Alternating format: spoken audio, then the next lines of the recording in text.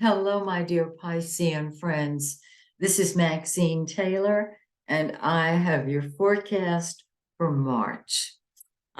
First, though, I want to share something with you I'm really excited about. It's my latest book. It's called It's in the Cards. And this is a simplified card reading method based on astrology, although you don't have to know any astrology to do it. I'm talking about gin rummy cards, regular cards. I learned this technique from my dear friend, the late Carolyn Dodson. She learned it from somebody else who, it's been passed down. And for many years, she and I went back and forth sharing ideas on what we were learning from the lessons, the instructions. And as she moved further away from astrology and closer to her dream, which she wound up creating, which was to be an artist. And she painted beautiful murals and beautiful pictures. And so I was left with the card reading information. And so I wrote this book. The first part deals with what she learned, the second and the technique. The second part, what I did because it worked for me. And I always encourage people, your reading, your rules. So it should be ready in about 10 days on Amazon. Then the other thing I wanted to share with you, some of you are still interested in my astrology classes. On Thursday night, the 2nd of March, we're going to start our intermediate class on chart interpretation. If you're interested, go to my website, maxinetaylor.com, and shoot me an email and give me your contact information, your phone number if you're here in the United States. If you're out of the USA, your email. In any case, everybody give me your email and I will get back with you, give you details and everything you need to know. Okay, well, right now, you need to know about this glorious forecast you have for yourself. First of all, let's start with Mercury. It's the blue planet. It's what we think about and talk about. Your Mercury has been in your 12th house, and so the 12th house is the subconscious. We don't see things clearly. When a planet is in the 12th house, we don't see that planet clearly. However, on the 2nd of the month, Mercury moves into your first house. And what are you thinking about and talking about? Yourself. And this is super because you're a great storyteller, raconteur, and you're thinking about yourself. Well, good, because it's your birthday during this time period, and you should be thinking about yourself. And that's cool.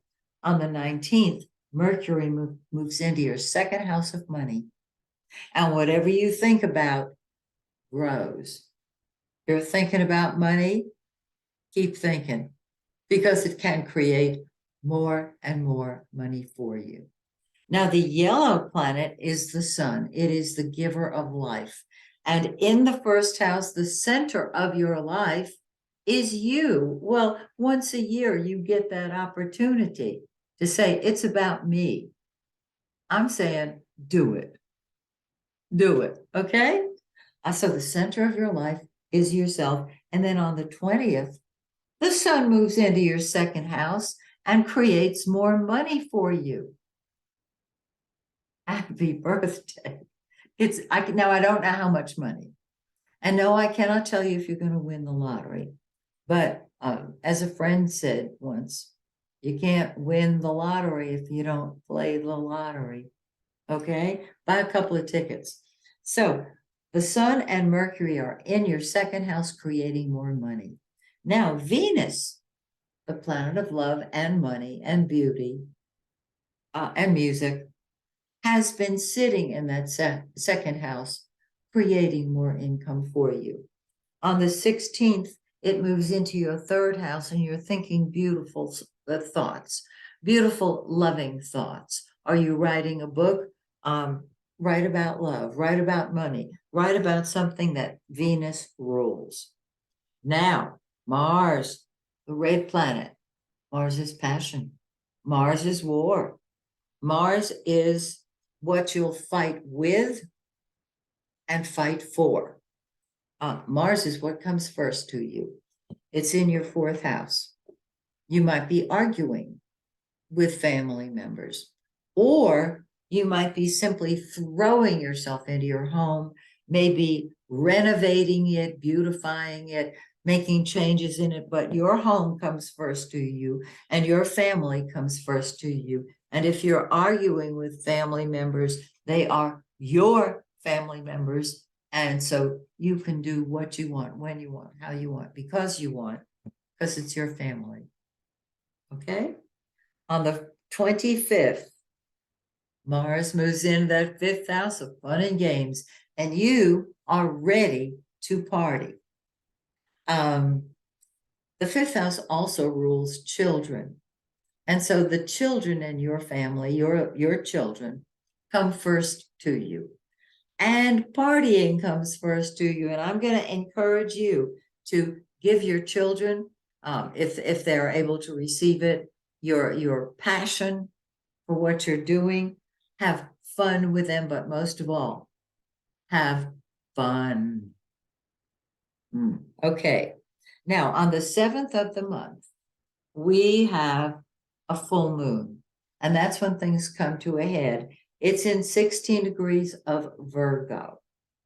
The full moon is in your 7th house of partnership, and that your relationships come to a head. Now, is there somebody you've had a kind of a crush on? Well, this full moon can bring it to a head. It's not a negative thing.